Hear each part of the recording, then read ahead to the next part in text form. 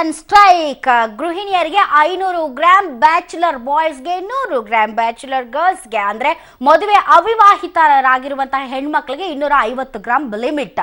ಇನ್ನು ಇದಕ್ಕೂ ಇಂತ ಹೆಚ್ಚಿಗೆ ಬಂಗಾರ ಇದ್ರೆ ಏನ್ ಮಾಡಬೇಕು? ಅದಕ್ಕೆ ಸಂಬಂಧಪಟ್ಟಂತಹ ದಾಖಲೆಗಳನ್ನ ಎಲ್ಲಿಂದ ಕೊಡೋಣ? ಇನ್ನು ಕೆಜಿ ಗಟ್ಟಲೆ ಬಂಗಾರ ಅಥವಾ ಚಿನ್ನವನ್ನ ಮನೆಯಲ್ಲಿ ಇಟ್ಕೊಂಡಿದ್ದು ಅದನ್ನ ಘೋಷಣೆ ಮಾಡದೇ ಇದ್ರೆ ಏನಾಗಬಹುದು? ಎಷ್ಟು % ಟ್ಯಾಕ್ಸ್ ಬೀಳಬಹುದು? ಒಟ್ಟಾರೆ ಸಿಕ್ಕಾಪಟ್ಟೆ ಗೊಂದಲಗಳಿವೆ ವೀಕ್ಷಕರೇ. ಆ ಗೊಂದಲಗಳನ್ನ ಬಗೆಹರಿಸಿಕೊಳ್ಳುವ ನಿಟ್ಟಿನಲ್ಲಿ ಈಗ ಲಿಮಿಟ್ ಎಷ್ಟಿದೆ, ಎಷ್ಟಿಲ್ಲ, ಯಾವ ಲಿಮಿಟ್ಗೆ ಏನ್ ಮಾಡಬೇಕು, ಲಿಮಿಟ್ ಮೀರಿದ್ರೆ ಎಷ್ಟು ಟ್ಯಾಕ್ಸ್ ಕಟ್ಟಬೇಕು, ಈ ರೀತಿಯಾದಂತಹ ಪ್ರಶ್ನೆಗಳಿಗೆ ಉತ್ತರ ಕೊಡೋದಕ್ಕೆ ಆರ್ಥಿಕ ತಜ್ಞರು ಸೇರಿದಂತೆ ಗೃಹಿಣಿಯರು ಕೂಡ ನಮ್ಮೊಂದಿಗೆ ಇರ್ತಾರೆ. ಸಹಜವಾಗಿ ತಮ್ಮ ಒಂದು ಪ್ರಶ್ನೆಗಳನ್ನ ಬಿಂಬಿಸುವ ಪ್ರಯತ್ನ. ಇದೇ ಹೊತ್ತಿನ ವಿಶೇಷ ಚಿನ್ನಕ್ಕೆ ಗುನ್ನ.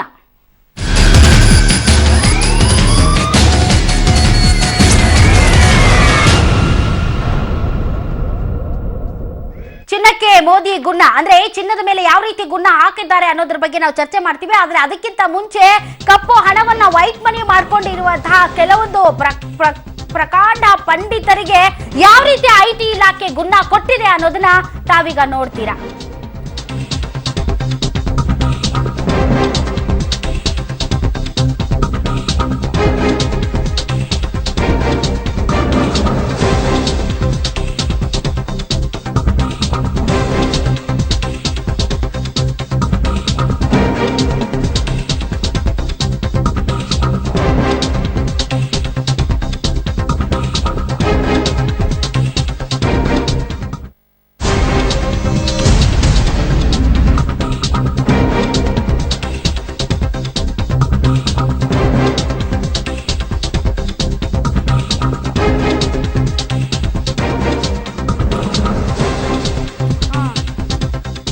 ವೀಕ್ಷಕರೇ, ತಾವೀಗ ನೋಡ್ತಾ ಇರುವಂತಹ ಬ್ರೇಕಿಂಗ್ ನ್ಯೂಸ್ ಅಲ್ಲಿ ನವೆಂಬರ್ 8ರಂದು ನೋಟು ನಿಷೇಧ ಬಳಿಕ ಪ್ರಧಾನಿ ಮೋದಿ ಈಗ ಬಂಗಾರದ ಮೇಲೆ ಬ್ರಹ್ಮಾಸ್ತ್ರ ಪ್ರಯೋಗಿಸಿದ್ದಾರೆ. ನೋಟು ನಿಷೇಧ ಘೋಷಣೆಯ ದಿನದಂದೇ ಚಿನ್ನಾಭರಣವನ್ನ ಖರೀದಿಸಿ ಕಪ್ಪು ಹಣವನ್ನ ಬಿಳಿ ಮಾಡಿಕೊಂಡಿರುವಂತಹ ವರದಿಗಳು ಕೇಳಿ ಬಂದಿತ್ತು. ಅಷ್ಟೇ ಅಲ್ಲ, 10 ಗ್ರಾಂ ಚಿನ್ನಕ್ಕೆ 50,000ದಿಂದ 60,000 ಕೊಟ್ಟು ಬಿಸ್ಕೆಟ್ ಗಟ್ಟಲೆ ಬಂಗಾರವನ್ನ ಮನೆಯಲ್ಲಿ ಇಟ್ಕೊಂಡಿದ್ದಾರೆ ಅನ್ನುವಂತಹ ಕಥೆಗಳು ಕೇಳಿ ಬರ್ತಾ ಇತ್ತು. ಈ ಹಿನ್ನೆಲೆಯಲ್ಲಿ ಚಿನ್ನದ ಮೇಲೆ ಹೂಡಿಕೆ ಮಾಡಿರುವ ಕಾಳ ಧನಿಕರಿಗೂ ಬಿಸಿ ಮುಟ್ಟಿಸಿದ್ದಾರೆ. ಚಿನ್ನದ ಮೇಲೆ ಮಿತಿಯನ್ನ ಹೇರಲಾಗಿದೆ. ವಿವಾಹಿತ ಮಹಿಳೆಯರು 500 ಗ್ರಾಂ ಹೊಂದಬಹುದು, ಅವಿವಾಹಿತ ಮಹಿಳೆಯರು 250 ಗ್ರಾಂ ಹೊಂದಬಹುದು, ಪುರುಷರು 100 ಗ್ರಾಂ ಚಿನ್ನ ಹೊಂದಬಹುದು. ಇದಕ್ಕೂ ಮಿಕ್ಕಂತಹ ಡೀಟೇಲ್ಸ್ ಈ ವರದಿಯಲ್ಲಿ ತಾವು ನೋಡಬಹುದು. ನೋಟು ನಿಷೇಧದ ಬಳಿಕ ಬಂಗಾರ ಬ್ರಹ್ಮಾಸ್ತ್ರ. ನವೆಂಬರ್ 8ರಂದು ಕಂಡು ಕೇಳರಿಯದಂತೆ ಹಳೆಯ 500 ಮತ್ತು 1000 ರೂಪಾಯಿ ನೋಟುಗಳನ್ನು ನಿಷೇಧಿಸಿ ಕಾಳಧನಿಕರ ನಿದ್ದೆಗೆಡಿಸಿದ್ದ ಪ್ರಧಾನಿ ನರೇಂದ್ರ ಮೋದಿ ಸರ್ಕಾರ ಈಗ ಬಂಗಾರ ಬ್ರಹ್ಮಾಸ್ತ್ರವನ್ನು ಪ್ರಯೋಗಿಸಿದೆ. ಮೇಲ್ನೋಟಕ್ಕೆ ಇದು ಕೇಂದ್ರ ಹಣಕಾಸು ಸಚಿವಾಲಯ ನೀಡಿರುವ ಸ್ಪಷ್ಟನೆ ಎಂದು ಕಂಡು ಬಂದರೂ ಅದರಲ್ಲಿರುವ ಅಂಶಗಳು ಕಾಳಧನಿಕರಿಗೆ ನಡುಕ ಹುಟ್ಟಿಸುವಂತಿದೆ.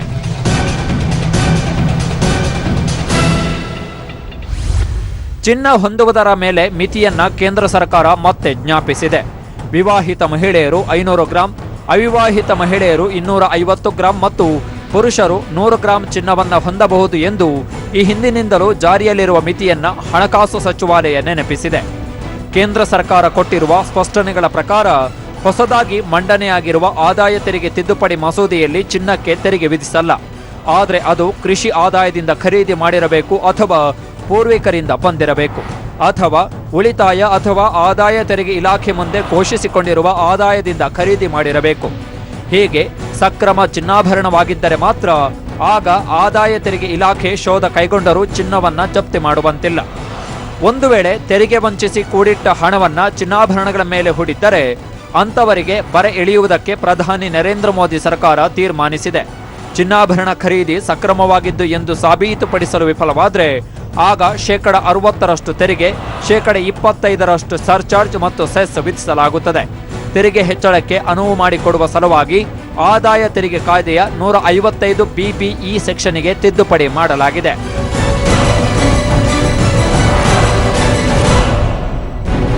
ನೋಟು ನಿಷೇಧ ಘೋಷಣೆಯಾದ ದಿನದಂದೇ ಚಿನ್ನಾಭರಣವನ್ನ ಖರೀದಿಸಿ ಕಪ್ಪು ಹಣವನ್ನ ಬಿಳಿ ಮಾಡಿಕೊಂಡಿರುವ ವರದಿಗಳು ಕೇಳಿ ಬಂದಿತ್ತು. ಈ ಹಿನ್ನೆಲೆಯಲ್ಲಿ ಈಗಾಗಲೇ ಕೇಂದ್ರ ಸರ್ಕಾರ ಚಿನ್ನ ಮಾರಾಟ ಮತ್ತು ಖರೀದಿ ವೇಳೆ ಗ್ರಾಹಕರ ಪ್ಯಾನ್ ಕಾರ್ಡ್ ಮಾಹಿತಿಯನ್ನ ಸಂಗ್ರಹಿಸಿಟ್ಟುಕೊಳ್ಳುವುದು ಅನಿವಾರ್ಯ ಎಂದು ಎಲ್ಲ ಆಭರಣ ಮಳಿಗೆಗಳಿಗೆ ಆದೇಶ ನೀಡಿದೆ. ಅಂದರೆ ಒಂದಂತೂ ನಿಜ, ಚಿನ್ನಾಭರಣ ಸಕ್ರಮ ಆದಾಯದಿಂದ ಬಂದಿದ್ದರಷ್ಟೇ ನೆಮ್ಮದಿ, ಅಕ್ರಮ ಆದಾಯದಿಂದ ಬಂದಿದ್ದರೆ ಆಗ ಕಷ್ಟವೋ ಕಷ್ಟ.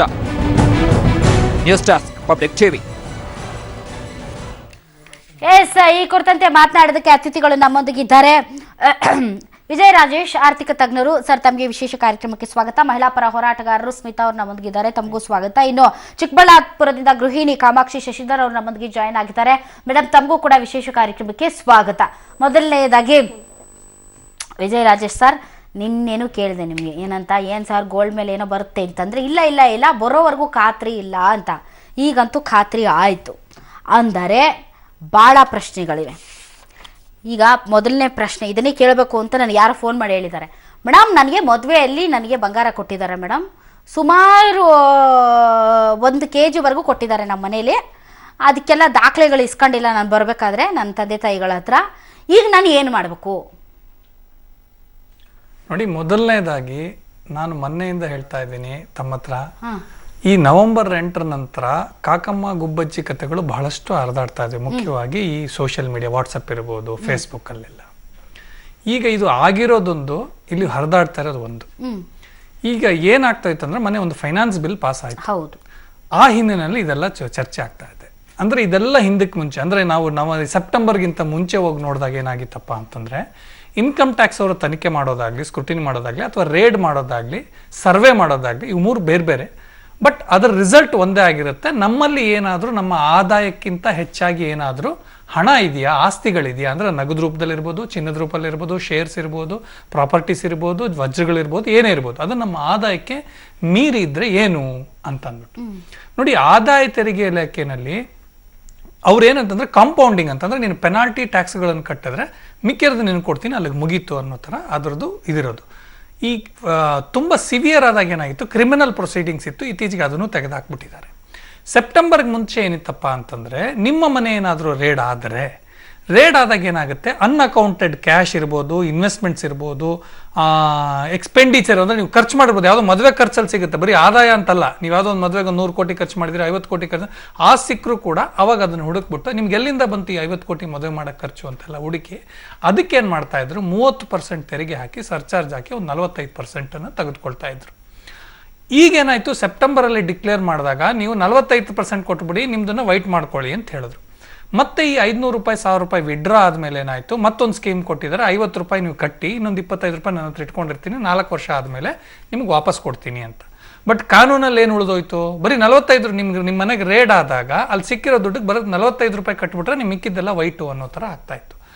ಆ ಹಿನ್ನೆಲೆಯಲ್ಲಿ ಅದು ತಪ್ಪಾಗುತ್ತೆ ಅಂತ ಅಂದ್ಬಿಟ್ಟು ಅದನ್ನು ತಿದ್ದುಪಡಿ ತಂದರು. ತಿದ್ದುಪಡಿ ತಂದು ಏನು ಹೇಳಿದ್ರಂದ್ರೆ, ಇನ್ನು ಮೇಲೆ ನಿಮ್ಮ ಮನೆಯಲ್ಲಿ ಏನು ಅಘೋಷಿತ ಅಥವಾ ಆದಾಯಕ್ಕೆ ಮಿತಿ ಮೀರಿ ನನಗೇನಾದ್ರು ಸಿಕ್ಕರೆ 65 ರೂಪಾಯಿ ಟ್ಯಾಕ್ಸು, ಅದಕ್ಕೆ ಸರ್ಚಾರ್ಜ್ 25%, ಅಂದರೆ 85 ರೂಪಾಯಿ ಟ್ಯಾಕ್ಸ್ ಹಾಕ್ತೀನಿ, ಮಿಕ್ಕಿದ್ದು 15 ರೂಪಾಯಿ ವಾಪಸ್ ಕೊಡ್ತೀನಿ ಅಂತ ಹೇಳಿದ್ರು. ಆ 85 ರೂಪಾಯಿ ಟ್ಯಾಕ್ಸ್ ಮೇಲೆ ಏನೇನು ಹಾಕ್ತೀನಿ ಅಂದರೆ, ನಿಮ್ಮ ಮನೇಲಿ ದುಡ್ಡಿದ್ರೆ ಹಾಕ್ತೀನಿ, ಪ್ರಾಪರ್ಟೀಸ್ ಇದ್ರೆ ಹಾಕ್ತೀನಿ, ಗೋಲ್ಡ್ ಇದ್ರೆ ಹಾಕ್ತೀನಿ ಅಂತ ಬಂದಿರೋ ಹಿನ್ನೆಲೆಯಲ್ಲಿ ಇವೆಲ್ಲ ಹುಯಿಲು ಶುರುವಾಯಿತು. ಅಂದರೆ ಇದು ನೇರವಾಗಿ ಚಿನ್ನದ ಮೇಲೆ ಮಾಡ್ತಾ ಇರುವಂಥದ್ದಲ್ಲ. ಆ ಫಿನಾನ್ಸ್ ಬಿಲ್ ಪಾಸ್ ಆದಾಗ ಇದ್ದ ಗೋಲ್ಡ್ ಅನ್ನೋ ಮೆರಡ್ ಮೇಲೆ ನೋಡಿಕೊಂಡು ಜನ ಗಾಬರಿಯಾಗಿ ಇಷ್ಟೆಲ್ಲ ರಾದ್ದಾಂತ ಅಥವಾ ಅವಾಂತರ ಸೃಷ್ಟಿ ಆಗ್ತಾ ಇದೆ. ಇದು ಯಾರನ್ನು ಉದ್ದೇಶಿಸಿ ಅಥವಾ ಎಲ್ಲಾ ಜನರಿಗೆ ಇದನ್ನ ಮಾಡಿ ಹೊಸ ಕಾನೂನು ಕೂಡ ಅಲ್ಲ. ಕರೆಕ್ಟ್. ಅಂದ್ರೆ ಈಗ ನನ್ನ ಮನೆಯಲ್ಲಿ 1 kg ಬಂಗಾರ ಇದೆ ಅಂತ ಇಟ್ಕೊಳ್ಳಿ ಸರ್, ನನ್ನ ಮನೇಲಿ 1 kg ಬಂಗಾರ ಇದೆ. ಹೊಸದೇನೋ ರೂಲ್ಸ್ ತಂದ್ಬಿಟ್ಟಿದ್ದಾರೆ, 500 ಗ್ರಾಮ್ಗಿಂತ ಜಾಸ್ತಿ ಇಟ್ಕೋಬಾರ್ದು ಅಂತ. ಹೋಗ್ಬಿಟ್ಟು 500 ಗ್ರಾಮನ್ನ ನನಗೆ ಯಾರಿಗೋ ತೋರಿಸ್ಬಿಡ್ಬೇಕು, ಆ 500 ಗ್ರಾಮ್ಗೆ ಏನೋ ಟ್ಯಾಕ್ಸ್ ಹಾಕ್ಬಿಡ್ತಾರೆ.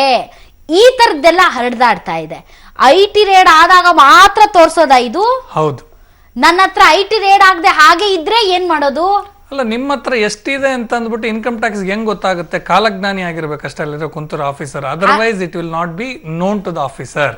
ಓಕೆ, IT ರೇಡ್ ಆದಾಗ ಮಾತ್ರ ನಿಮ್ಮಲ್ಲಿರುವಂತ ಚಿನ್ನಕ್ಕೆ ನೀವು ಸರಿಯಾದ ಮಾಹಿತಿಯನ್ನ ಅಥವಾ ಇನ್ನೂ ಜಾಸ್ತಿ ಇತ್ತು ಕೇಜ್ ಗಟ್ಲೆ ಅಂದ್ರೆ ದಾಖಲೆಗಳನ್ನ ಒದಗಿಸಬೇಕಾಗುತ್ತೆ.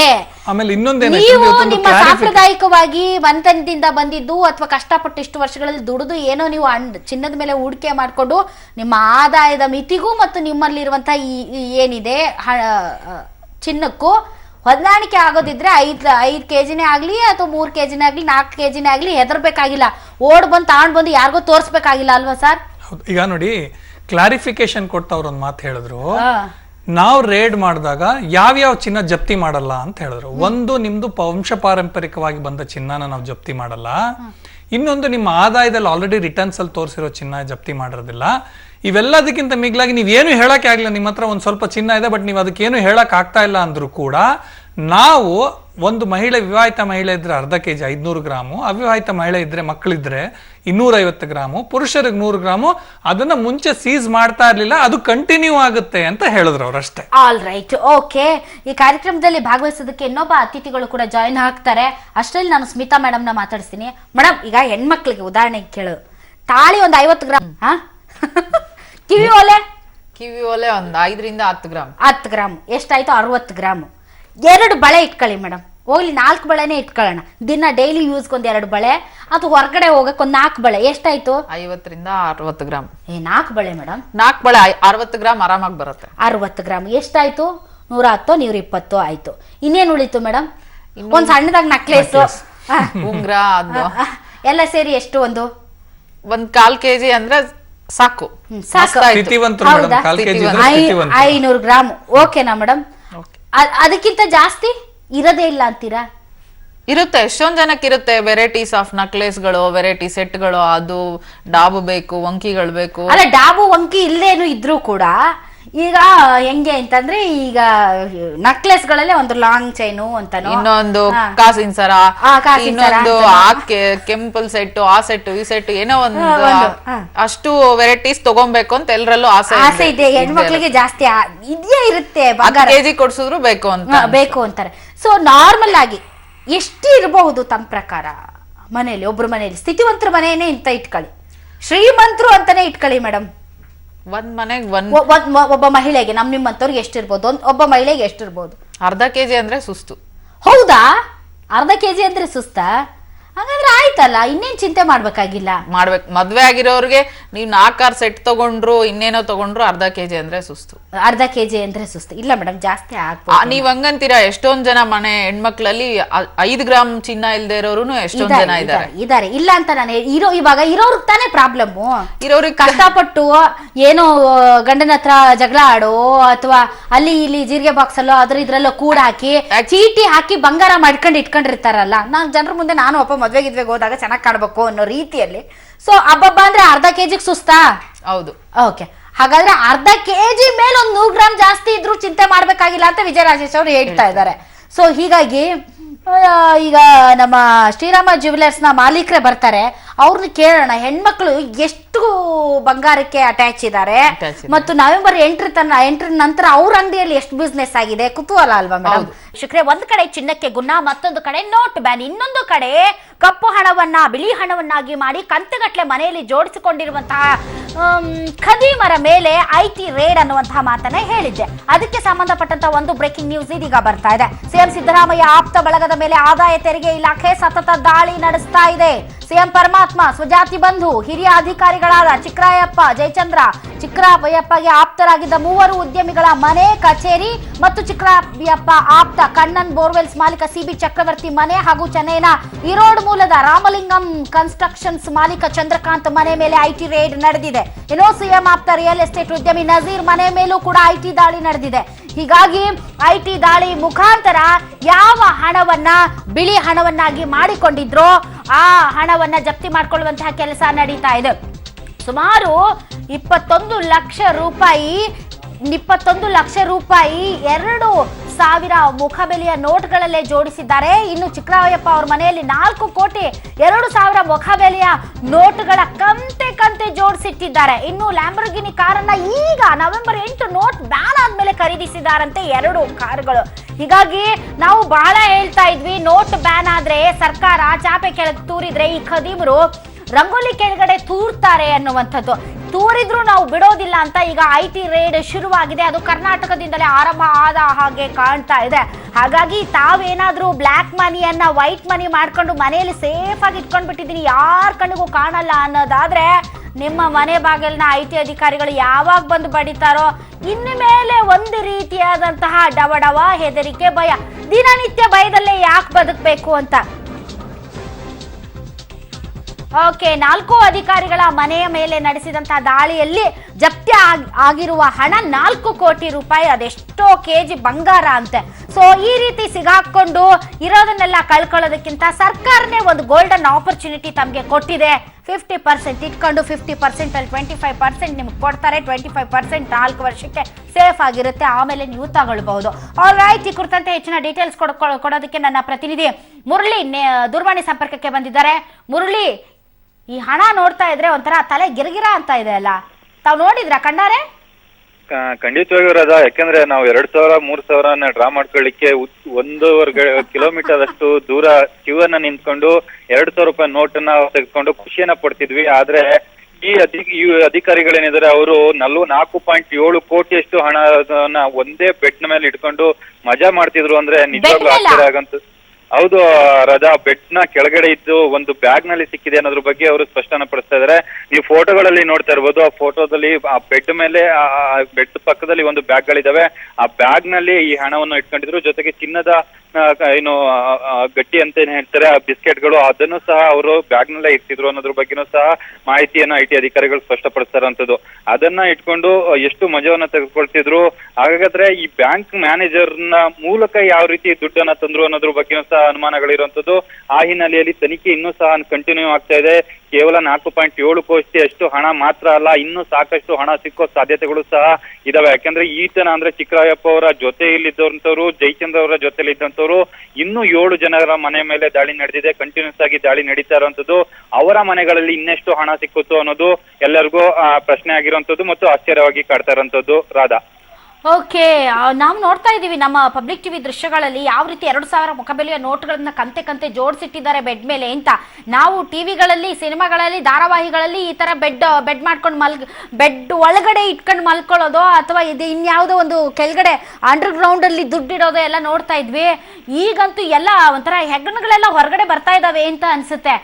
ಮುರಳಿ, ಇನ್ನು ಇದು ಆರಂಭ ಅಷ್ಟೇ ಅಂತ ಅನ್ಸ್ತಾ ಇದೆಯಾ ತಮಗೆ? ಖಂಡಿತವಾಗಿರೋದು. ಯಾಕಂದ್ರೆ ಕಳೆದ ಏನು ಒಂದು ನವೆಂಬರ್ 8ನೇ ತಾರೀಕು ಆಯ್ತು. ನವೆಂಬರ್ 8ನೇ ತಾರೀಕು ಆದ ನಂತರ ನವೆಂಬರ್ 10ನೇ ತಾರೀಕು IT ಅಧಿಕಾರಿಗಳು ಒಂದು ಪ್ರೆಸ್ ನೋಟ್ ಅನ್ನ ರಿಲೀಸ್ ಮಾಡ್ತಾರೆ. ಜೊತೆಗೆ ಮನವಿಯನ್ನ ಮಾಡ್ಕೊಳ್ತಾರೆ. ಕಪ್ಪು ಹಣವನ್ನ ವೈಟ್ ಮನಿಯನ್ನ ಮಾಡ್ಕೊಳ್ಳಿ, ಅದಕ್ಕೆ ಆದಾಯ ತೆರಿಗೆ ಏನಿದೆ ಅದನ್ನ ಪಾವತಿ ಮಾಡಿ ಅಂತ ಹೇಳಿ ಕೇಳ್ತಾರೆ. ಆದ್ರೆ ಅದನ್ನ ಯಾವ್ದನ್ನು ಲೆಕ್ಕಿಸದೆ ಬ್ಲಾಕ್ ಮನಿಯನ್ನ ವೈಟ್ ಮನಿಯನ್ನಾಗಿ ಮಾಡ್ಕೊಂಡಿದ್ದಾರೆ. ಅದು ವಾಮ ಮಾರ್ಗದಲ್ಲಿ ಅಂದ್ರೆ ಕಳ್ಳತನದ ಮಾರ್ಗದಲ್ಲಿ ವೈಟ್ ಮನಿಯನ್ನ ಮಾಡ್ಕೊಂಡಿದ್ದಾರೆ. ಇದನ್ನೆಲ್ಲ ಸಹ ಸಾಕಷ್ಟು ಮಾಹಿತಿಯನ್ನ ಕಲೆ ಹಾಕ್ತಾರೆ IT ಅಧಿಕಾರಿಗಳು. ಅದಾದ ಬಳಿಕ ಏಕಾಏಕಿ ದಾಳಿನ ನಡೆಸಿರುವಂತದ್ದು. ಅಂದ್ರೆ ಈ ಪ್ಲಾನ್ ಏನಿತ್ತು, ಈ ಪ್ಲಾನ್ ಒಂದು ಗ್ಯಾಂಗ್ ಏನಿತ್ತು, ಆರ್ಗನೈಸರ್ ಕ್ರೈಮ್ ಮಾಡುವಂತ ಗ್ಯಾಂಗ್ ಏನಿತ್ತು, ಆ ಗ್ಯಾಂಗ್ ನ ಮನೆಯ ಮೇಲೆ ಸಂಪೂರ್ಣವಾಗಿ ದಾಳಿನ ನಡೆಸಿ ಏಕಕಾಲದಲ್ಲಿ ಹಣವನ್ನ ಎಲ್ಲಾನು ಸಹ ವಶಕ್ಕೆ ತೆಗೆದುಕೊಂಡಿರುವಂತದ್ದು. ಇದನ್ನೆಲ್ಲ ನೋಡಿದ್ರೆ ಕೇವಲ IT ಅಧಿಕಾರಿಗಳು ಇದೊಂದು ಪ್ರಾರಂಭಿಕವಾಗಿ ಮಾಡ್ತಾ ಇರುವಂತದ್ದು. ಯಾಕಂದ್ರೆ ಇಂಥ ದೊಡ್ಡ ಕೂಡಗಳು ಇನ್ನೂ ಬೇಜಾನ್ ಇರ್ತವೆ. ಅಂತವ್ರ ಮನೆ ಮೇಲೂ ಸಹ ದಾಳಿಯನ್ನ ನಡೆಸ್ತೀವಿ ಅಂತ ಹೇಳಿ ಒಂದು ಸಣ್ಣ ಮುನ್ನೆಚ್ಚರಿಕೆಯನ್ನ ಕೊಟ್ಟಿದ್ದಾರೆ. ರಾಧಾ, ಆಲ್ ರೈಟ್, ಅಂದ್ರೆ ನವೆಂಬರ್ 8ರಿಂದ ಇಲ್ಲಿವರೆಗೆ ವಾರಕ್ಕೆ 24,000 ಅಂದ್ರೆ ಅಬ್ಬಬ್ಬ ಅಂತ ಎಷ್ಟು ಅವರು ಬಿಳಿ ಹಣ ಅನ್ನೋದಕ್ಕಿಂತ ಹಣದ ವಿನಿಮಯ ಮಾಡ್ಕೊಂಡಿರಬಹುದು ಅಂತ. ಇವ್ 4 ಕೋಟಿ ಗಟ್ಲೆನಾ? ಬಾ ಇದು ಅಕ್ರಮವಾಗೋ ಸಕ್ರಮವಾಗೋ, ಆದ್ರೆ ಇಷ್ಟಲ್ದಿ ಇವ್ರಿಗೆ ಇಷ್ಟೊಂದು ಹಣ, ಅದು ಗರಿ ನೋಟುಗಳು, ನಗದು, ಕ್ಯಾಶ್ ಸಿಕ್ಕಿದೆ ಅಂದ್ರೆ ಅಕ್ರಮನೇ. ಓಕೆ, ಆಲ್ ರೈಟ್, ಎಸ್, ಎಲ್ಲಿಂದ ಮಾಡಿಸ್ಕೊಂಡ್ರು ಆ ಮೂಲ ಮತ್ತು ಆ ಮಧ್ಯಸ್ಥಿಗೆ, ಅದನ್ನು ಕಂಡುಹಿಡಿಬೇಕು. Thank you very much Murali ನಿಮ್ಮ ಎಲ್ಲ ಮಾಹಿತಿಗಾಗಿ. ಈಗ ಶ್ರೀರಾಮ ಜ್ಯುವೆಲರ್ಸ್ ಮಾಲೀಕರು ಮತ್ತು all India gems and jewellery trade federation chairman ಆದಂತ ಶ್ರೀಧರ್ ಅವರು ನಮ್ಮೊಂದಿಗೆ ಜಾಯ್ನ್ ಆಗಿದ್ದಾರೆ. ಸರ್, ತಮಗೆ ವಿಶೇಷ ಕಾರ್ಯಕ್ರಮಕ್ಕೆ ಸ್ವಾಗತ. ಆಲ್ ರೈಟ್ ಸರ್, ಈಗ ನವೆಂಬರ್ 8 ನಂತರ ಸಿಕ್ಕಾಪಟ್ಟೆ ಗೋಲ್ಡ್ ನ ಖರೀದಿ ಮಾಡ್ತಾ ಇದ್ದಾರೆ. 10 ಗ್ರಾಮ್ಗೆ 50,000 60,000 ಕೊಟ್ಟೆ ಎಲ್ಲ ಬಿಸ್ಕೆಟ್ಗಳನ್ನ ತಗೊಂಡೋಗಿ ಇಟ್ಕೊಂಡಿದ್ದಾರೆ ಮನೆಯಲ್ಲಿ ಅಂತ ಹೇಳ್ತಾ ಇದ್ದಾರೆ. ತಾವು ಕೂಡ ಈ ಜ್ಯುವೆಲರಿ ಟ್ರೇಡ್ ಫೆಡರೇಷನ್ ನ ಚೇರ್ಮನ್ ಆಗಿರೋದ್ರಿಂದ ತಮ್ಗನ್ಸುತ್ತಾ ಈ ತರದ ವಹಿವಾಟು ಜಾಸ್ತಿ ಆಗಿದೆ ನವೆಂಬರ್ 8 ನಂತರ ಅಂತ? ಕೆಲವು ಜ್ಯುವೆಲರ್ಸ್ ಈಗ ನವೆಂಬರ್ 8ನೇ ತಾರೀಕು 8:25ಕ್ಕೆ ಅನೌನ್ಸ್ ಆಯಿತು, ಈ ಲೀಗಲ್ ಟೆಂಡರು 500,000 ದುಡ್ಡು ವಿತ್ಡ್ರಾ ಮಾಡ್ತಾ ಇದ್ದೀವಿ ಅಂತ. 7:30 8 ಗಂಟೆಗೆ ಸುಮಾರು ಆರ್ಗನೈಸ್ಡ್ ಜ್ಯುವೆಲರ್ಸ್ ಎಲ್ಲಾನು ಕ್ಲೋಸ್ ಮಾಡಿಬಿಡ್ತಾರೆ. 7:30 8 ಗಂಟೆ 8:15 ಮ್ಯಾಕ್ಸಿಮಮ್ ಸೆಕ್ಯೂರಿಟಿ ಪ್ರಾಬ್ಲಮ್ ಆಗಿರೋದನ್ನು. ಆವಾಗ ಮೆಸೇಜ್ ಬಂದಿರೋದೇ 8:30 ಮೇಲೆ, 8:25 8:15. ಆ ಟೈಮಲ್ಲಿ ಯಾವ ಅಂಗಡಿಗಳು ತೆಗೆಯುತ್ತೋ ಆ ಅಂಗಡಿಗಳಿಗೆ ಜನಸಾಮಾನ್ಯರು ಬಂದಿದ್ದಾರೆ ಪರ್ಚೇಸ್ ಮಾಡಲಿಕ್ಕೆ. 12 ಗಂಟೆ ತನಕ 500 ಮತ್ತು 1000 ನೋಟುಗಳು ತಗೊಳ್ಳೋದು ಲೀಗಲ್. ರಾತ್ರಿ 12 ಗಂಟೆ ತನಕ 8ನೇ ತಾರೀಕು 12 ಗಂಟೆ ಅನಂತರ ಯಾರು ಮಾಡಿದಾರೋ ಅದು ಇಲ್ಲಿಗಲ್. ಅದನ್ನು ನಾವು ಖಂಡಿಸ್ತೀವಿ, ವಿರೋಧಿಸ್ತೀವಿ. ನಂಬರ್ 1. ಮಾಡಿದಾರ ಇಲ್ವಾ ಅದು ಮಾಡಿದ್ದಾರೆ ಇಲ್ವಾ ಅಂತ ಹೇಳೋದಕ್ಕೆ ಕೆಲವರು ಪ್ರತಿಯೊಂದು ಬಿಸ್ನೆಸ್ ಅಲ್ಲಿ ಸ್ವಲ್ಪ ಬ್ಲ್ಯಾಕ್ ಶಿಪ್ಸ್ ಇದ್ದೇ ಇರ್ತಾರೆ. ಕರೆಕ್ಟ್. 0.5% ಇರ್ಬೋದು, 1% ಇರ್ಬೋದು, ಯಾರೋ ಒಬ್ರು ಮಾಡಿರ್ಬೋದು, ಮಾಡಿಲ್ದೇ ಇರ್ಬೋದು. ಅದನ್ನ ನಾನು ಕಣ್ಣಿಂದ ನೋಡಿಲ್ಲ ಯಾರು ಮಾಡಿರೋದು, ನಾನು ಹೇಳಲಿಕ್ಕೆ ಆಗಲ್ಲ. ಬಟ್ ಈ ತರ ಸುದ್ದಿ ಅಂತೂ ಎಲ್ಲಾ ಕಡೆ ಬರ್ತಾ ಇದೆ, ಈ ತರ ಮಾಡಿದ್ದಾರೆ ಅಂತ. ಬಿಸ್ನೆಸ್ ಹೇಗಿದೆ ನಿಮ್ದು? ನಿಮ್ಗೆ ಗೊತ್ತಾಗುತ್ತಲ್ಲ ಬಿಸ್ನೆಸ್ ಹೇಗೆ, ಒಟ್ಟಾರೆ ಈ ಗೋಲ್ಡ್ ಬಿಸ್ನೆಸ್ ಹೇಗೆ ನಡೀತಾ ಇದೆ ಅನ್ನೋದ್ರ ಬಗ್ಗೆ ಆದ್ರೂ ತಾವು ಮಾಹಿತಿ ಇರುತ್ತೆ. ನವೆಂಬರ್ 8 ನಂತರ ಗೋಲ್ಡ್ ಬಿಸ್ನೆಸ್ ಹೇಗಿದೆ? ಗೋಲ್ಡ್ ಬಿಸ್ನೆಸ್ ನವೆಂಬರ್ 8ನ ಅನಂತರ ಓಕೆ ಆಲ್ಮೋಸ್ಟ್ 85% 90% ಡೌನ್ ಆಗಿದೆ. ಓಕೆ 85% 90% ಡೌನ್ ಆಗಿದೆ. ಸುಮಾರು ನಮ್ಮ ಅಂಗಡಿಗೆ ಮಾತ್ರ 148 ಜನ ಕಸ್ಟಮರ್ಸ್ ಬಂದಿದ್ದಾರೆ. ಸರ್ ಇದು ತಗೊಂಡು ಮಾಡಿಕೊಡಿ ಅಂತ ನಾವು ಎಲ್ರಿಗೂ ಕ್ಲಿಯರ್ ಆಗಿ ಹೇಳಿದ್ದೀವಿ. ಇದು ತಗೊಳ್ಳೋ ಚಾನ್ಸಸ್ ಇರಲ್ಲ ಅಂತ ಹೇಳ್ಬಿಟ್ಟು ಸುಮಾರು ಜನ ಬಂದಿದ್ದಾರೆ, ಇಲ್ಲ ಅಂತ ಹೇಳಲ್ಲ. ಬಟ್ ಏನು ಅಂದ್ರೆ ಯಾರಿಗೂ ಮಾಹಿತಿ ಇಲ್ಲ, ಏನು ಮಾಡಬೇಕು ಅಂತ ಗೊತ್ತಿಲ್ಲ. ಎಲ್ಲ ಬಂದಿರೋರು ಯಾರು 50 ಲಕ್ಷ 1 ಕೋಟಿ ತಗೊಂಡು ಯಾರು ಬಂದಿಲ್ಲ. ಸರ್ 1 ಲಕ್ಷ ಇದೆ, 2 ಲಕ್ಷ ಇದೆ, 50,000 ಇದೆ, 60,000 ಈ ತರ ಬಂದಿರೋ ಅವ್ರಿಗೆ ಮಾಹಿತಿ ಪ್ರಾಬ್ಲಮ್ ಇಂದ ಬಂದಿರೋದು. ಪ್ರತಿಯೊಬ್ಬರಿಗೂ ನಾವು ಹೇಳಿದ್ದೀವಿ, ನಿಮ್ಗೆ ಯಾವ ವಿಧವಾದ ತೊಂದರೆನೂ ಇಲ್ಲ, ಯಾವ ತರ ನೀವು ಬ್ಲ್ಯಾಕ್ ಮಾರ್ಕೆಟ್ ಅಲ್ಲಿ ಗೋಲ್ಡ್ ತಗೊಳ್ಳೋ ನೆಸೆಸರಿ ಇಲ್ಲ. 2.5 ಲಕ್ಷದ ತನಕ ನಿಮ್ಗೆ ಅಕೌಂಟ್ ಅಲ್ಲಿ ಇಲ್ಲದೆ ಹೋದ್ರು ಎಕ್ಸಂಪ್ಷನ್ ಸಿಗುತ್ತೆ. ಹೆಂಗ್ ಮಾಡಬೇಕು, ಏನೇನು ಮಾಡಬೇಕು ಅಂತ ಕ್ಲಿಯರ್ ಕಟ್ ಆಗಿ ಹೇಳಿದ್ದೀವಿ. ಅವ್ರು ಅದೇ ತರ ಮಾಡಿದ್ದಾರೆ. ಮತ್ತೆ ಇದಾದ್ಮೇಲೆ ಡಿಜಿಟಲೈಸೇಷನ್, ಇವಾಗ ಕ್ರೆಡಿಟ್ ಕಾರ್ಡು, ಡೆಬಿಟ್ ಕಾರ್ಡು ಮತ್ತೆ ಆನ್ಲೈನ್ ಅಲ್ಲಿ ಬಿಸ್ನೆಸ್ ನಡೀತಾ ಇದೆ. ಸರ್ಜಿಕಲ್ ಸ್ಟ್ರೈಕ್ ಆನ್ ಗೋಲ್ಡ್ ಅನ್ನುವಂತಹ ಒಂದು ಹೊಸ ಪದ ಈಗ ಸೃಷ್ಟಿ ಆಗ್ಬಿಟ್ಟಿದೆ. ನಿಜಕ್ಕೂ ಕೂಡ ಗೋಲ್ಡ್ ಬಿಸ್ನೆಸ್ ಬಿದ್ದೋಗುತ್ತಾ? ಸರ್ಜಿಕಲ್ ಸ್ಟ್ರೈಕ್ ಅನ್ನೋ ಗೋಲ್ಡ್ ಇಲ್ಲವೇ ಇಲ್ಲ.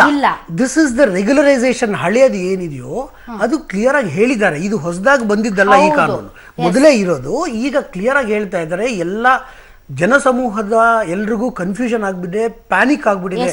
ಮೇಡಮ್ ಹೇಳ್ದಂಗೆ ನಾವು 100 ಗ್ರಾಮ್ ಚೈನ್ ಇಟ್ಕೊಂಡಿದೀವಿ, 200 ಗ್ರಾಮ್ ಚೈನ್ ಇಟ್ಕೊಂಡಿದೀವಿ, ನಾಳೆ ಬಂದು ಇದು ಸೀಸ್ ಮಾಡ್ಬಿಡ್ತಾರೆ, ನಮ್ಮಿಂದ ಹೋಗ್ಬಿಡುತ್ತೆ ಅಂತ ಪ್ಯಾನಿಕ್ ಆಗ್ಬಿಟ್ಟಿದೆ. ಈ ಪ್ಯಾನಿಕ್ಕು ಭಾರತ ಸರ್ಕಾರಕ್ಕೆ ಹೋಗಿದೆ. ಅವರು ವಿತ್ತ ಮಂತ್ರಿಗಳು ಇದನ್ನ ಒಂದು ಕ್ಲಾರಿಫಿಕೇಶನ್ ಕೊಟ್ಟಿದ್ದಾರೆ. ಇದರಲ್ಲಿ ನೀವು ಹೆದರಬೇಕಾಗಿಲ್ಲ. ಗೃಹಿಣಿಗೆ 500 ಗ್ರಾಮು, ಮತ್ತೆ ಮದುವೆ ಆಗದೆ ಇರೋ ಹೆಣ್ಣು ಮಗಳಿಗೆ 250 ಗ್ರಾಮು, ಒಬ್ಬ ಗಂಡು ಹುಡುಗನಿಗೆ 100 ಗ್ರಾಮು ಅಂತ ಹೇಳ್ಬಿಟ್ಟು. ಸೊ ಒಂದು ಫ್ಯಾಮಿಲಿಯಲ್ಲಿ 850 ತನಕ ರಿಯಾಯಿತಿ ಇದೆ. ಸೊ ಇದರಿಂದ ಯಾರು ಪ್ಯಾನಿಕ್ ಆಗಬೇಕಾಗಿಲ್ಲ. ಈ ಕ್ಲಾರಿಫಿಕೇಶನ್ ಕೊಟ್ಟಿದ್ದಾರೆ. ಮತ್ತೆ ಇದರಿಂದ ಎಲ್ಲ ಜ್ಯುವೆಲ್ರಿ ಪರ್ಚೇಸ್ ಇನ್ಕ್ರೀಸ್ ಆಗುತ್ತೆ ವಿನಃ ಕಮ್ಮಿ ಆಗೋ ಸಾಧ್ಯತೆಗಳೇನು ಇಲ್ವೇ ಇಲ್ಲ. ಖಂಡಿತ ಇನ್ಕ್ರೀಸ್ ಆಗುತ್ತೆ. ಯಾಕೆಂದರೆ ಎಲ್ಲ ಮ್ಯಾಕ್ಸಿಮಮ್ ಇವಾಗ ಲೋಯರ್ ಕ್ಲಾಸ್ ಅವರು, ಮಿಡಿಲ್ ಕ್ಲಾಸ್ ಅವರು 100 ಗ್ರಾಮು, 150 ಗ್ರಾಮು, 200 ಗ್ರಾಮ್ ಆ ಥರ ಇಟ್ಕೊಂಡಿರ್ತಾರೆ. 500 ಗ್ರಾಮ್ಗಂದ್ರೆ ಇನ್ನೂ ಅವ್ರಿಗೆ ಫೆಸಿಲಿಟಿ ಇರುತ್ತೆ, ತಗೋಬೋದು, ಖಂಡಿತ ತಗೋಬೋದು. 500 ಗ್ರಾಮ್ ಮೇಲೇನೂ ತಗೋಬೋದು, ಎಷ್ಟು ಬೇಕು, 1 kg 1.5 kgನೂ ತಗೋಬೋದು. ಬಟ್ ಅದಕ್ಕೆ ಪ್ರೂಫ್ ಆಫ್ ಐಡೆಂಟಿ ಇರಬೇಕು, ಇಲ್ಲಿ ಬಿಲ್ ಇರಬೇಕು. ಅದಾದ್ಮೇಲೆ ಆ ಇನ್ಕಮ್ ಎಲ್ಲಿಂದ ಬಂದಿದೆ ಅಂತ ಹೇಳ್ಬಿಟ್ಟು ಪ್ರೂಫ್ ಐಡೆಂಟಿ. ರೈಟ್. ನಿಮ್ಮ ಮನೇಲಿ ಇರುವಂತಹ ಚಿನ್ನ ಸೇಫ್. ನೀವೇನು 5 kg 6 kg ಇಟ್ಕೊಂಡಿಲ್ಲ. ಇನ್ನು 500 ಗ್ರಾಮ್ ಮೇಲೆ ಜಾಸ್ತಿ ಇದೆ, ಏನ್ ಮಾಡೋದು, ಅವ್ರಿವ್ರಿಗೆ ಹಂಚ್ಬಿಡೋಣ ಅಂತಲೂ ಕೂಡ ಪ್ಯಾನಿಕ್ ಆಗ್ಬೇಕಾಗಿಲ್ಲ. ಯಾಕಂದ್ರೆ IT ರೇಡ್ ನಡೆದಂತ ಸಂದರ್ಭದಲ್ಲಿ ಆದಾಯಕ್ಕಿಂತ ಹೆಚ್ಚು ಬಂಗಾರನೋ ಬೇರೆ ಇದ್ದಂತ ಸಂದರ್ಭದಲ್ಲಿ ಅದಕ್ಕೆ ದಾಖಲೆ ಒದಗಿಸಬೇಕು ಅಂತ. ನಾನು ವಿಜಯ ರಾಜೇಶ್ ಅವ್ರ ಹತ್ರ ವಾಪಸ್ ಬರ್ತೀನಿ. ಕಾಮಾಕ್ಷಿ ಶಶಿಧರ್ ಅವರು ಚಿಕ್ಕಬಳ್ಳಾಪುರದಿಂದ ನಮ್ಮೊಂದಿಗೆ ನೇರ ಸಂಪರ್ಕಕ್ಕೆ ಬಂದಿದ್ದಾರೆ. ಮೇಡಮ್, ಇದೇ ವಿಚಾರಕ್ಕೆ ಹಿಂದೆ ನಾವು ಕೂಡ ಕಾರ್ಯಕ್ರಮದಲ್ಲಿ ನೀವು ಮಾತನಾಡಿದ್ವಿ. ಬಂಗಾರದ ಮೇಲೆ ಏನಾದ್ರು ಸರ್ಜಿಕಲ್ ಸ್ಟ್ರೈಕ್ ನಡೆಯುತ್ತಾ ಅನ್ನುವಂತಹ ವಿಚಾರಕ್ಕೆ ಎಲ್ಲರಲ್ಲೂ ಕೂಡ ಇಲ್ಲ, ಈಗಾಗಲೇ ರೂಲ್ಸ್ ಇದಾವೆ ಅನ್ನೋದನ್ನ ಇವರು ಶ್ರೀಧರ್ ಅವರು ಕೂಡ ಹೇಳ್ತಾ ಇದ್ದಾರೆ. ಸೊ ತಮಗೇನಾದ್ರೂ ಕನ್ಫ್ಯೂಷನ್, ಪ್ರಶ್ನೆಗಳು ಇದಾವ? ವಿಜಯ ರಾಜೇಶ್ ಅವರು ಇದ್ದಾರೆ ಗೃಹಿಣಿಯಾಗಿ. ಮೇಡಮ್, ಕನ್ಫ್ಯೂಷನ್ ಅಂತ ಏನಿಲ್ಲ. ಈ ಒಂದು ಕ್ರಮ ತುಂಬಾನೇ ಚೆನ್ನಾಗಿದೆ, ಇದನ್ನ ನಾನು ಅಕ್ಸೆಪ್ಟ್ ಮಾಡ್ತೀನಿ. ಬಟ್ ಈಗ ಒಂದು ಸ್ಮಾಲ್ ಡೌಟ್ ಏನು ಅಂತಂದ್ರೆ, ಈಗ ಒಬ್ಬರೇ ಹೆಣ್ಮಕ್ಳು ಇರುವಂತವ್ರು ತಂದೆ ತಾಯಿನೂ ಒಂದ್ ಅರ್ಧ kg ಚಿನ್ನ ಮಾಡಿಸಿರ್ತಾರೆ, ಒಬ್ಬರೇ ಮಗಳು ಅಂತ ಹೇಳ್ಬಿಟ್ಟು. ಅದೇ ರೀತಿ ಮದುವೆ ಟೈಮಲ್ಲಿ ಗಂಡನ ಕಡೆಯವರು ಏನಾದ್ರೂ ಒಂದಷ್ಟು ಜಾಸ್ತಿ ಮಾಡಿಸಿದಾಗ ಆ ಕಡೆ ಈ ಕಡೆ ಎರಡೂ ಸೇರಿಸಿದ್ರೆ ಅರ್ಧ kgಗಿಂತ ಜಾಸ್ತಿ ಆಗುತ್ತಲ್ಲ. ಅದೇ ನಾನು ಹೇಳ್ದಂಗೆ, ಈ ಕಾರ್ಯಕ್ರಮ ಶುರುನಲ್ಲಿ ಹೇಳ್ದಂಗೆ ಅವ್ರ ಹತ್ರ 5 kg ಇದ್ರೂ ಸಮಸ್ಯೆ ಇಲ್ಲ. ಅವ್ರಿಗೆ ಈಗ ಫಸ್ಟ್ ಆಫ್ ಆಲ್ ಅವ್ರ ಎಂಟೈರ್ ಇದು ಈ ಕ್ಲಾರಿಫಿಕೇಶನ್ ಬರ್ತಾ ಇರೋದೇ ನಿಮ್ಮ ಮನೆಯಲ್ಲಿ ಕಪ್ಪು ಹಣ ಇದ್ದು ಅದು IT ಅಧಿಕಾರಿಗಳಿಗೆ ತಿಳಿಸಿದ್ರೆ ಯಾವ ರೀತಿ ಡೀಲ್ ಮಾಡ್ತಾರೆ ಅಂತ. ಹಾಗಾಗಿ ಫಸ್ಟು IT ಅಧಿಕಾರಿಗಳು ದಾಳಿ ಆಗಬೇಕು ಅಥವಾ ಸ್ಕ್ರೂಟಿನಿ ಆಗಬೇಕು. ಅಲ್ಲಿ ನಿಮ್ಮ ಆದಾಯಕ್ಕೆ ಮೀರಿ ಇರಬೇಕು. ಅಲ್ಲಿ ಗೋಲ್ಡ್ ಇದ್ರೆ ಹೆಂಗ್ ಡೀಲ್ ಮಾಡ್ತೀವಿ ಅಂತ ಇದು ಬರೋಕ್ಕಿಂತ ಮುಂಚೆ ಹೇಳ್ತಾ ಇದ್ರು. ಕೃಷಿ ಆದಾಯ ಇದ್ರೆ ಅದರಿಂದ ನಾವು ಸೀಸ್ ಮಾಡಲ್ಲ. ವಂಶ ಪಾರಂಪರ್ಯವಾಗಿ ಬಂದ್ರೆ ನಾವು ಏನು ಹೇಳಲ್ಲ. ನಿಮ್ಗೆ ಆಲ್ರೆಡಿ ಇನ್ಕಮ್ ಘೋಷಿಸಿದ್ರೆ ಅದನ್ನ ಈಕ್ವಲೆಂಟ್ ಗೋಲ್ಡ್ ಇದ್ರು ಮುಟ್ಟಲ್ಲ. ಇದೇನು ಇಲ್ಲದೆ ಇದ್ರೆ ನಿಮ್ಗೆ ಅರ್ಧ kg ಒಬ್ಬ ಹೆಣ್ಮಕ್ಳಿಗೆ ಆ ಥರದ್ದೇನು ಲೆಕ್ಕಾಚಾರದ ಮುಟ್ಟಲ್ಲ ಅಂತ ಹೇಳ್ತಾ ಇದ್ದಾರೆ. ಹಾಗಾಗಿ ನಿಮ್ಮ ಹತ್ರ ಇರುವಂತಹ ಗೋಲ್ಡ್ ಮಾಹಿತಿ IT ಅಧಿಕಾರಿಗಳಿಗೆ ಹೋಗಿ ಅವ್ರು ನಿಮ್ಮನೆಗೆ ಬಂದು ಕದ ತಟ್ಟಿ ಕೇಳುವಂತ ಪ್ರಸಂಗ ಇಲ್ಲ, ಪ್ರಸಕ್ತಿ ಇಲ್ಲ. ನೀವೆಲ್ಲ ನಿಶ್ಚಿಂತೆಯಿಂದ ಎಲ್ಲ ಪ್ಯಾನಿಕ್ ಆಗಬೇಡಿ ಅಂತ. ಅಂದ್ರೆ ಸರ್ ವಿಜಯರಾಜ ಸರ್, ಈಗ ಉದಾಹರಣೆಗೆ ನನ್ನ ಹತ್ರ 500 ಗ್ರಾಮ್ ಚಿನ್ನ ಇದೆ, ನನ್ನ ಗಂಡನ ಹತ್ರ 100 ಗ್ರಾಮ್ ಚಿನ್ನ ಇದೆ, ನನ್ನ ಮಗನ ಹತ್ರ 100 ಗ್ರಾಮ್ ಚಿನ್ನ ಇದೆ. ಒಟ್ಟು ಸೇರಿಸಿ ಎಷ್ಟಾಯ್ತು ಸರ್? 700 ಗ್ರಾಮ್. 720 ಗ್ರಾಮ್ ನನ್ನ ಮನೇಲಿ ಚಿನ್ನ ಇದೆ. 20 ಗ್ರಾಮ್ ಜಾಸ್ತಿ ಆಗೋಗಿದೆ. ಈ 20 ಗ್ರಾಮ್ಗೆ ಏನಾದ್ರೂ IT ಅಧಿಕಾರಿಗಳು ಬಂದ್ರೆ ಏನಪ್ಪಾ ಮಾಡೋದು ಅನ್ನುವಂತ ಗೊಂದಲ ಶುರುವಾಗಿದೆ. ಈ ಗೊಂದಲಕ್ಕೆ ತಾವು ಈಡಾಗೋ ಅವಶ್ಯಕತೆ ಇಲ್ಲ. ತಮ್ಮನೇಲಿ ಬಹಳಷ್ಟು ಕಪ್ಪು ಹಣ ಇದ್ದು, ಸಿಕ್ಕಾಪಟ್ಟೆ ಕೆಜಿಗಟ್ಲೆ ಬಂಗಾರ ಇದ್ದು, IT ಅಧಿಕಾರಿಗಳು ದಾಳಿ ನಡೆಸಿದಾಗ ಅಗತ್ಯಕ್ಕಿಂತ ಹೆಚ್ಚು ಬಂಗಾರ ಎಲ್ಲಿಂದ ಬಂತು ಅಂತ ದಾಖಲೆ ಒದಗಿಸ್ಬೇಕೆ ಹೊರತು 100 ಗ್ರಾಮ್ ಜಾಸ್ತಿ ಇದೆ ಸರ್, ಹೋಗ್ಲಿ ಅರ್ಧ ಕೆಜಿನೇ ಜಾಸ್ತಿ ಇದೆ ಸರ್, ಏನ್ ಮಾಡೋದು ಸರ್, ಹಂಚ್ಬಿಡೋದಾ, ಎಲ್ಲಿ ತಗೊಂಡೋಗೋದು ಸರ್, ಯಾರಿಗೆ ತೋರಿಸೋದು ಸರ್, ಪೊಲೀಸ್ ಸ್ಟೇಷನ್ಗೆ ಹೋಗೋದಾ, IT ಡಿಪಾರ್ಟ್ಮೆಂಟ್ಗೆ ಹೋಗೋದಾ ಅಂತ ಪ್ಯಾನಿಕ್ ಆಗ್ಬೇಕಾಗಿಲ್ಲ. ಹೌದಲ್ವಾ ಸರ್? 3 ದಿನಗಳ ಹಿಂದೆ ನಡೆದಂತಹ ಈ ಸರ್ವೆನಲ್ಲಿ ಸುಮಾರು 30 ಜಿಲ್ಲೆಗಳಲ್ಲಿ 1501 ಉಳಿದ ಜಿಲ್ಲೆಗಳಲ್ಲಿ 1500, 250 ಅದರಲ್ಲಿ ಇದ್ದ ಬೆಂಗಳೂರಿನಲ್ಲಿ ನಡೆದಿರುವಂತದ್ದು. ಈ 50ರಲ್ಲಿ ವರ್ಗೀಕರಣವನ್ನ ಮಾಡಲಾಗಿತ್ತು. ಶ್ರೀಸಾಮಾನ್ಯರು, ವಿದ್ಯಾರ್ಥಿ, ಯುವಜನರು, ಗೃಹಿಣಿಯರು, ಹಿರಿಯ ನಾಗರಿಕರು, ಪಿಂಚಣಿದಾರರು, ಕಾರ್ಮಿಕರು, ವ್ಯಾಪಾರಿಗಳು ಹಾಗೂ ಗ್ರಾಮಸ್ಥರೆಂದು. ಬ್ಯಾಂಕ್ ಹಣದ ವಾಹನ ನಾಪತ್ತೆ ಪ್ರಕರಣ ಸಂಬಂಧಪಟ್ಟಂತೆ ಕದ್ದ ಹಣವನ್ನ ಹಂಚಿಕೊಂಡು ಬೇರೆ ಬೇರೆ ಆಗಲು ಪ್ಲಾನ್ ಅನ್ನ ರೂಪಿಸಿಕೊಂಡಿದ್ರಂತೆ.